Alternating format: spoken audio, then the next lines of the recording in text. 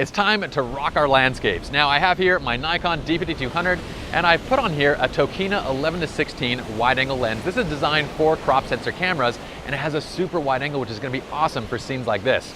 It's beautiful quality and it's also very affordable, which makes it a great lens for your toolkit if you're looking for a wide angle crop sensor lens.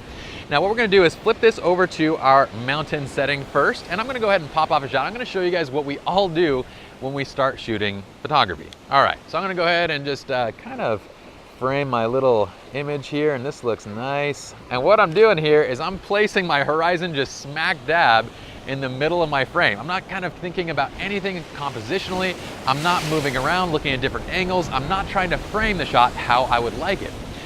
Now before I'm shooting anything, what I want you guys to do ingrained in your heads is to set up your composition first. It doesn't matter if you're shooting in an automated mode or a manual mode.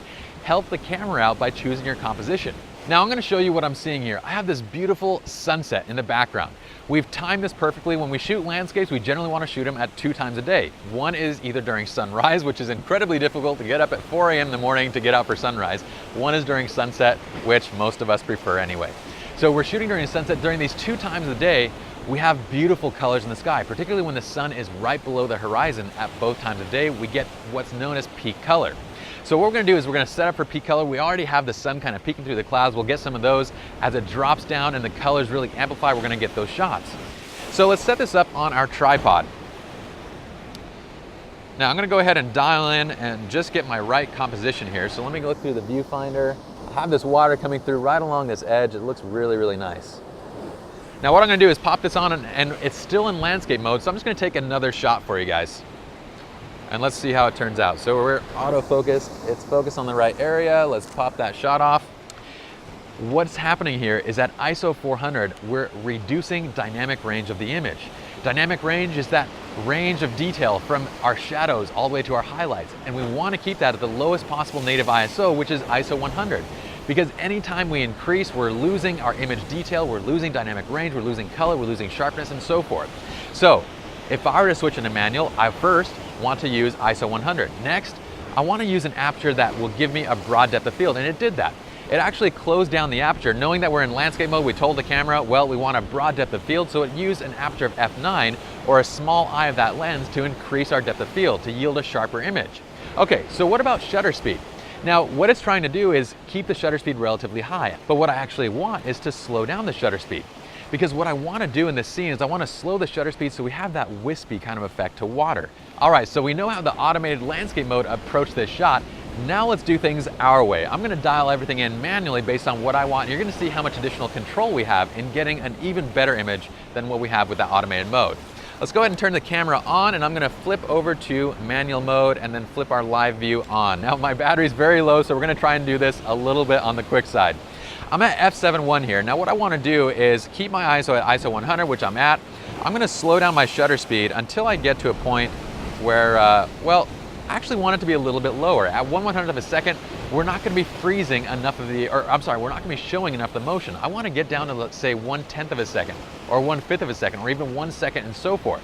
Now what we're doing now is playing the landscape photographer waiting game. Now landscape photographers should be very familiar with this, because basically all it is you go to a location, find your beautiful spot, set up, and you wait for the perfect light. Whether it's during sunrise or sunset, that's exactly what we're going to do now. So we're going to wait for peak color, and then I'm going to show you guys the actual settings that we're using to capture the shot at that point. Remember one thing, we're shooting right now in RAW and JPEG. I want to have the JPEG file just so I have something to show immediately, but I want to have that RAW file because I want to yield the maximum dynamic range, the best possible image in this scene, and to do that, I need my RAW file so I can post-produce later on. All right, let's wait now for peak color, and then we'll come back and show you what we get. All right, so the sun has set now and we're freezing cold. Nothing at this point is going right. What happened so far is our Nikon D5200 did indeed die. The battery is dead. And our Rebel is almost dead, and we still have another shot that we need to get with it. So I don't want to bring that up onto the tripod because it might die too. Also, the sun set and we didn't get peak light because we have this super dense cloud cover right now. So it didn't really let any light shine through for peak light. But that's okay, we're still going to get an awesome shot. Now, for those of you wonderful people that wish to be landscape photographers, what Pi just encountered is very typical. Getting those perfect, fine art landscape photos requires not only a lot of work, it also requires actually perfect conditions. Landscape photographers will get up at 2 a.m. to hike 10 miles into a location to arrive at sunrise. They will wait for hours for that perfect sunset, and they will do whatever it takes to get that shot. Oh, and lastly, they will do it multiple times.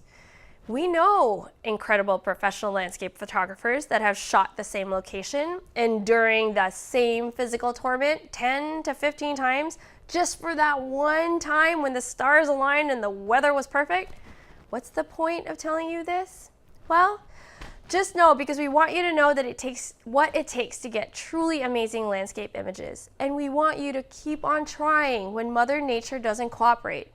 Use your weather reports, scout your locations, try and try again until you get that perfect shot.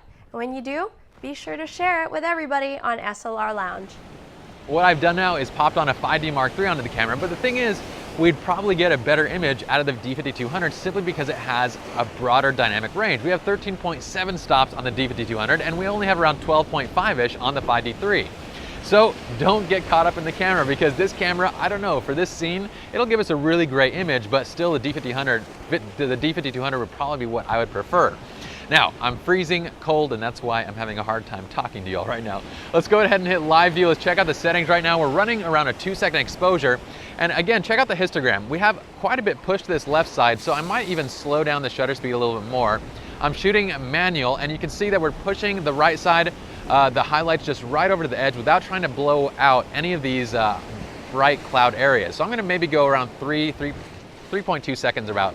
And we're at f11 ISO 100. Again, ISO 100 to maximize dynamic range, f11 because that's gonna give us a super sharp image with a good depth of field, but we're at that optimal image sharpness for our aperture. Okay, so let's go ahead and take a shot here.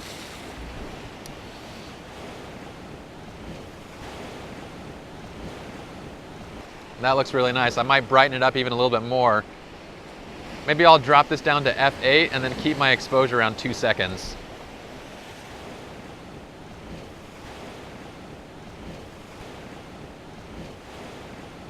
So that's it. We'll see you all in the next video.